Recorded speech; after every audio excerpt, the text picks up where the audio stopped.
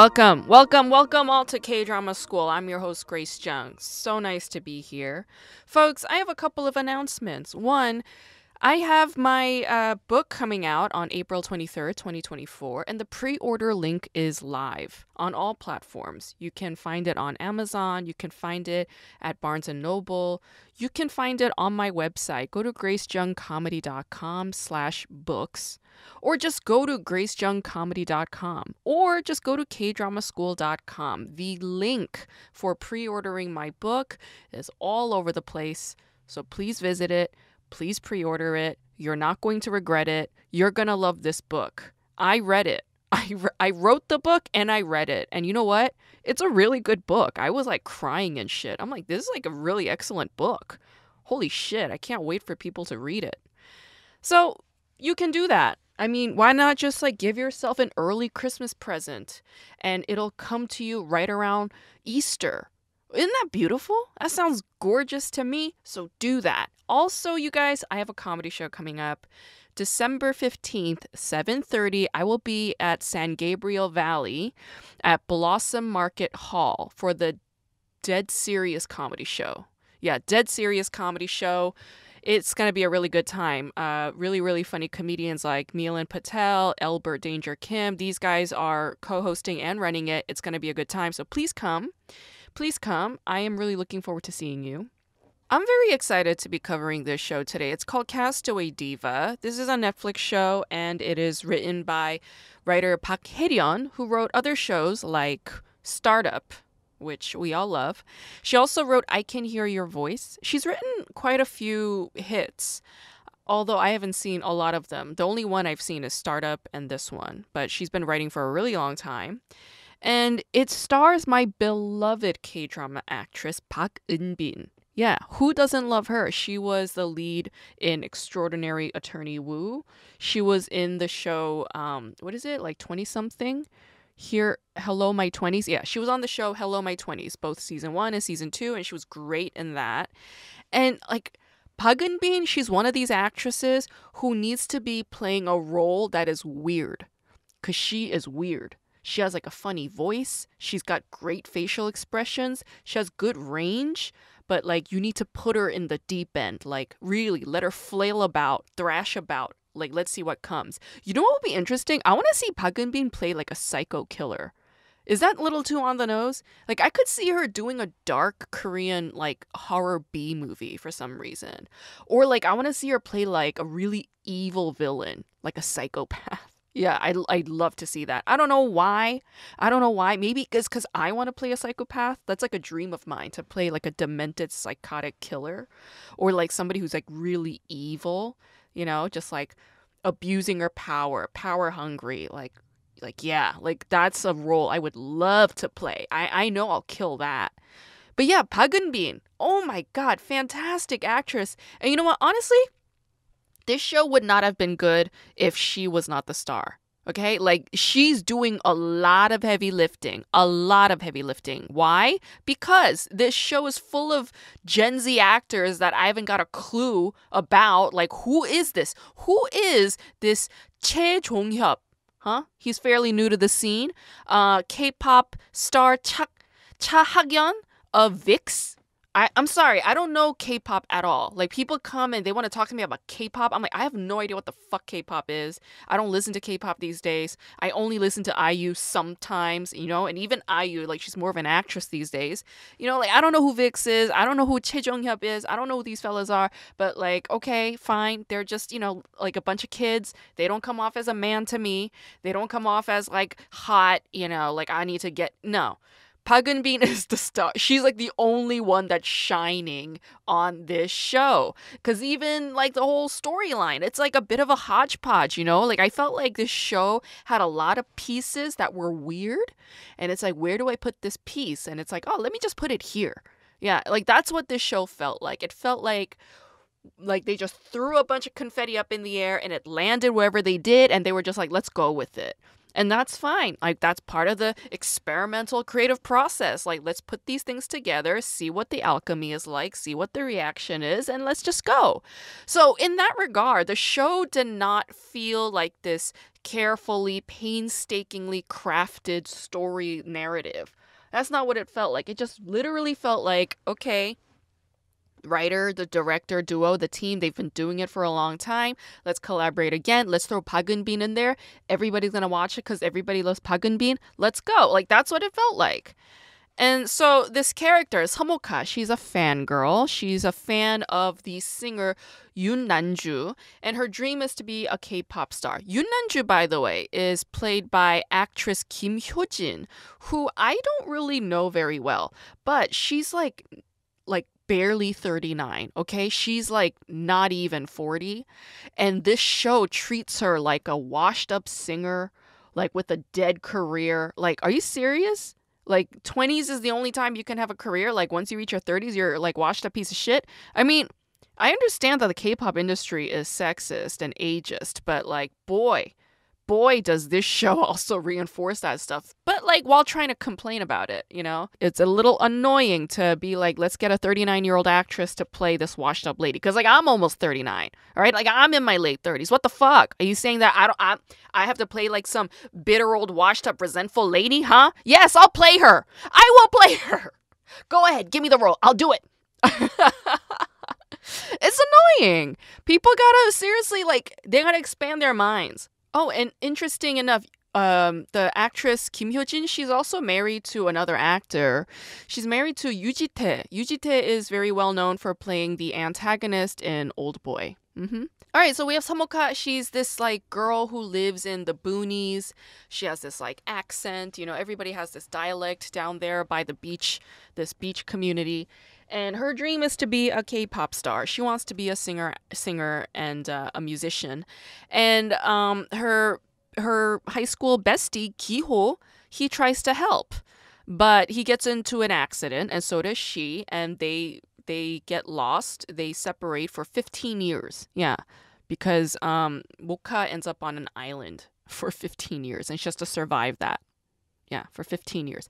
And the show doesn't go into it. The show does not like really go into the nitty gritty. Like it doesn't do this whole like actual, you know, that movie Castaway with Tom Hanks. Like it doesn't actually do that. It just does like bare minimum like flashbacks to when she was, you know, feeling really stuck, feeling like she's not gonna make it, feeling like she's gonna die. Like, how does she lean into that experience in order to pursue her dreams? Okay, that's fine. That's great. All right. So this boy named Bo-geul shows up on the island. He rescues her. Turns out Bo-geul is actually Ki-ho, the young boy who helped Mok-ha get her demo tape to the singer Yoon Nanju.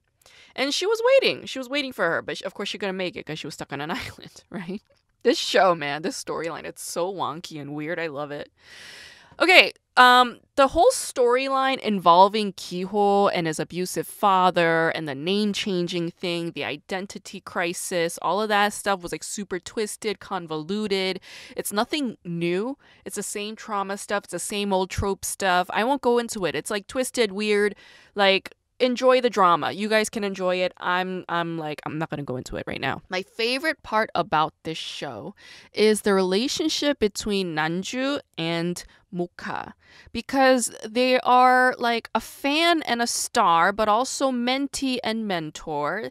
They're also teachers to each other when one of them is down, and vice versa. And that's a beautiful relationship. I really feel like the show is a way to say to you, like, you know, when you're struggling as an artist, you really have nobody else to lean on but one another. Yeah. So when one wants to give up, the other one picks up the pieces and says, like, I'll stand up for the both of us. And that's beautiful. I mean, that's a strong, sturdy relationship. That is why we have relationships. It's to hold one another up. Yes. It's to remind one another why we're here and that it is actually okay to be sad, but don't give up. Yeah. It's okay to acknowledge your feelings when things get rough, but don't give up. Because why? You've come this far. You've come this far and you love to do this. Why give up on the thing that you love? Yeah, why give up on the thing that you love? That's a really good question.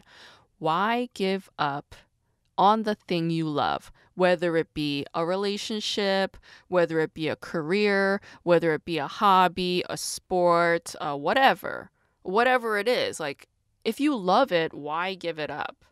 Like I see a lot of this relationship holding and building and communing, the support that artists give one another. I see this a lot in my own comedy community. Like back when I was crowdfunding, I know I talked about this, but when I was crowdfunding for my short film, mostly comedians and artists and actors paid and contributed. And that's how I was able to meet my goal. And that really moved me. It really moved me because I know that comedians and artists, like, we don't make a lot of money. We're all struggling, especially this past year. Like the strike, it affected the whole town. It's not just actors and writers that it affected the agents' assistants. It affected like businesses near the agencies, you know, coffee houses, sandwich places. During the strike, all of those businesses, they suffered. You know, like even coffee houses that I go to here in LA that I go to regularly, that's always slammed. These last few months, they've been dead. I always had a seat. It was weird. It's weird. And so it's been a slow year. This year has been super tough on everybody. And, you know, everybody's finances are a mess, but we have one another and we have the support of one another. So, yeah, don't give up on one another. I think that's also true. Don't give up on one another. If you love them, don't give up on them. Why give up on them if you love them? Don't be insane. By the way, speaking of like good art, you know, if you are out there and you see a good piece of art, like whether it's a painting or ceramics or like handcrafted wool knit mittens or whatever, like something that you think is beautiful and that you love, go ahead and buy it. Treat yourself to that, because not only are you treating yourself to something gorgeous and beautiful and unique and one of a kind, but you're also helping out that artist. You know, like I went to, there's this vintage store in Sherman Oaks and they're closing at the end of January. And I've wanted to go there for like at least a year, but I only ended up going yesterday. And I was going there to go Christmas shopping because this year I don't want to buy new things. I want to buy like old things.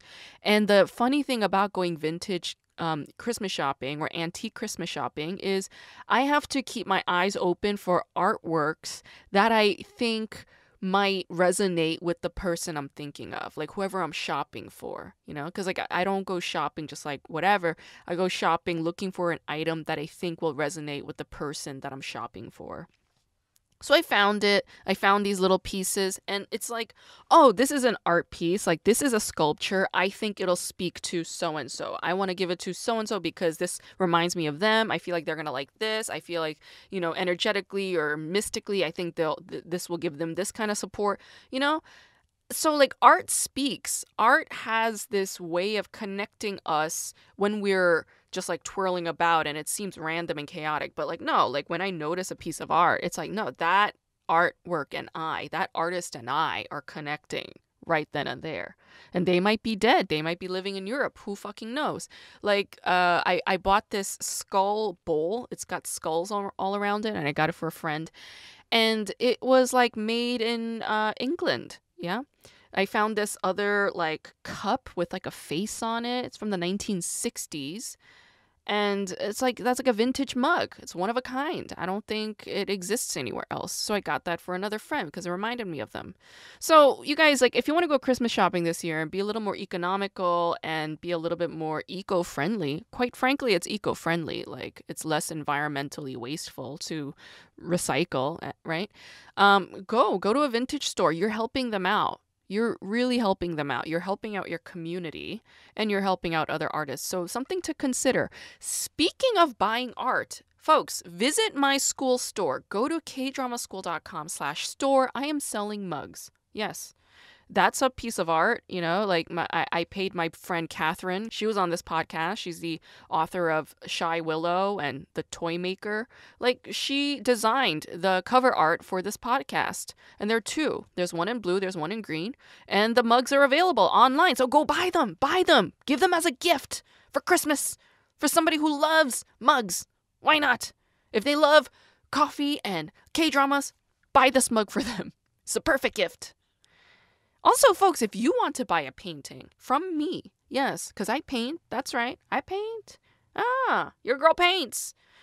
Go to my website or go to my Instagram at Grace Jung Comedy. You could go to gracejungcomedy.com and my artwork is there. I sold a complete commission painting last week and felt pretty good. It was nice. So if you want a commissioned piece, I mostly draw dinosaurs. So if you're into like dinosaurs, surreal art, abstract art, reach out to me.